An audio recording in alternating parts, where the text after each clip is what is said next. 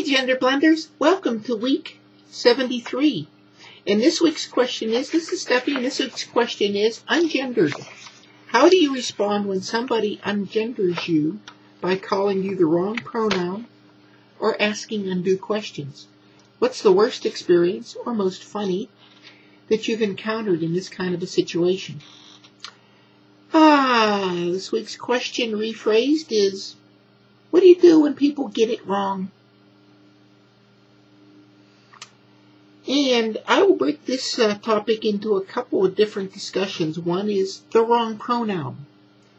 One is undue questions. And the third category that I'll talk about is some experiences. I'll call them funny experiences. You could call them worst experiences or funny, whichever suits your fancy. First, the wrong pronoun. Very early on, people were used to me as being a guy. So I got a lot of he instead of she. Only because not people were trying to ungender me, but because of force of habit. They were used to calling me he and not at all used to calling me she, even though I was presenting as a female. But it happens. Habit is a hard thing to break. We all know that. But you know what? You can. And sooner or later people do. And sooner or later people started calling me by the proper pronoun. They got out of that habit. See, very early on I'd make mistakes too and call myself he. Force of habit. Later on, in transition, when I started to pass as a woman, and my habit was identifying wholly as a woman and having people around me identify me as a woman. I would take the tact of, who? Do you mean me? When somebody said he. And then I'd quickly correct that and life would move on. I think I reported the story. We have a lady at work who, when she needs an answer from a group of us, and we happen to be in a meeting, she'll walk in and say, "Gentlemen, how do you?" And I immediately pipe up, "What about me?" So now I get the gentlemen, pause, and ladies. So I've trained her to respond to me as being me. She didn't mean anything mean by it. She certainly didn't mean to ungender me. Again, it's kind of a force of habit kind of a thing. Something she had gotten used to over a period of years. Late in transition, I generally ignored he's. Since they're obviously talking to someone else. They're clearly not talking to me. So they must be talking to someone else. So I generally ignore them. If they don't like being ignored, they respond by calling me the proper pronoun. Undue questions. I have generally found that people are genuinely curious about us. Part of that is fear, and part of that is the non-acceptance kind of a thing that we get. But, when you take a positive attitude, always, the people just generally back off from that fear into their natural curiosity. So questions in that category are really not undue. They're trying to find out. I think I've reported there that, I've had people that, whoa, have you had your surgery yet? What's it like? How long have you been on hormones? Is that yours? Yes, it is. And, yes, it's hormones. And are they personal questions? Yeah. Do I mind answering them? No, not at all. People are curious. I find that if I can be an ambassador, in some sense, to making people feel more comfortable about us, I'm going to do it. Because you know what? That gets them over that fear, and it helps us. as an average, come out to be more positively viewed.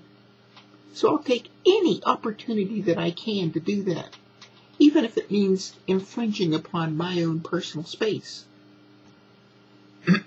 I almost don't consider any question undue. I will answer almost anything that you ask. I've had people, come up to me and say, well, tell me a little bit more about, what you're doing and things like that. Because they are curious. And yes, it does get into some very personal space about sexual preference, gender preference.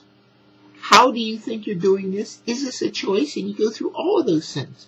And I'm very upfront and open with them on all of those aspects of us, transgenders, transsexual people. So I don't consider any question to be undue. I consider it to be an education process for the general populace who don't know. And so I'm helping them. And I believe that it's part of my responsibility as being that minority of educating and helping those people. But that's my own belief. Experiences. I think I reported at Halloween.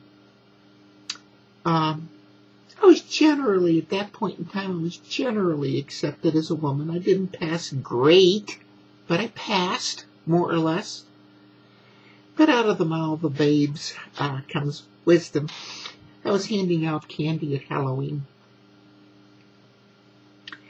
And one of the little kids, after grabbing a whole nice handful of candy that I was handing out, said, Mommy, look at all the nice different kinds of candy that guy has. Oh, kind of burst my bubble.